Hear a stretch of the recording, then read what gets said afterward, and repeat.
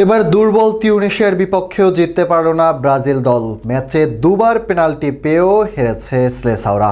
যেখানে এই পেনাল্টি নিয়ে নিয়মিত ট্রোল করে তারা, সেখানে ম্যাচের ভিতরে দুবার পেনাল্টি পেয়েছে তিউনিশিয়ার মতো দুর্বল দলের বিপক্ষে, তবুও জয়হীন মাঠ ছেড়েছে তারা।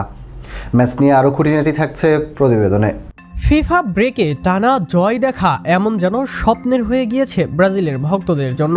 এক ম্যাচে যদি জয় আসেও পরের ম্যাচে থাকতে হয় জয়হীন। লাতিন এশিয়া থেকে আফ্রিকা টানা জয় আসে না কোনো দলের বিপক্ষেই। এবারও দেখা গেল তার প্রমাণ। জোড়া পেনাল্টি পেয়েও এবার জিততে পারল না সেলেসাওরা।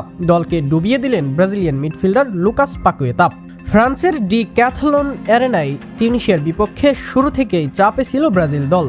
শুরুর দিকে ব্রাজিলকে তেমন গোছানো ফুটবল খেলতে দেয়নি তিউনিশিয়া, আবার নিজেরাও করে দারুণ আক্রমণ। আর সেই আক্রমণের ফায়দাও তুলে নেয় আফ্রিকান এই দেশটি। 23 মিনিটে ব্রাজিলের দুর্গ ভেঙে গোল দেয় তিউনিশিয়া। কাউন্টার অ্যাটাক থেকে তিউনিশিয়ার হয়ে গোল করেন হাজিম মাস্তরি। তার করা বাম দিকের কর্নারের শট ঠেকাতে ব্যর্থ হন ব্রাজিলিয়ান গোলরক্ষক বেন্তো ম্যাথুইস। গোল হজমের পর অবশ্য জ্বলে ওঠে সেলেসাওরা। ভিনি, গিমারেজ, রদ্রিগো, এস্তেভাওরা মিলে একের পর এক আক্রমণ করে। সেখানে সুযোগও পায় তারা।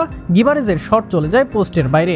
রদ্রিগো, মিলিতাওদের দূরপাল্লার শট হয় লক্ষ্যভ্রষ্ট। তবে ব্রাজিলের আক্রমণের চাপে ভুল করে বসে তিউনিশিয়া। 43 মিনিটে কর্নার থেকে এডার মিলিতাও হেড দিলে সেটা হাতে লাগে তিউনিশিয়ার সেন্টার ব্যাক ব্রনের, আর সেখান থেকে পেনাল্টি পায় ব্রাজিল।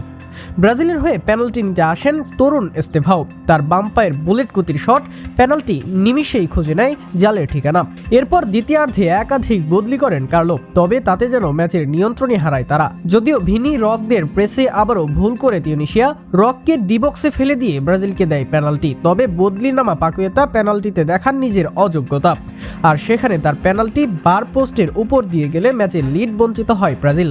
ম্যাচের শেষ দিকে এস্তেভাওয়ের শট বারে লেগে ফিরে না গেলে জয় পেতে পারত সেলেসাওরা। তবে অন্যদের ব্যর্থতায় ও ব্রাজিলের ছন্দহীন ফুটবলে আসেনি সেই জয়, আর সেখানে আবারও যেন অধরা থাকলো ব্রাজিলের টানা জয়ের স্বপ্ন।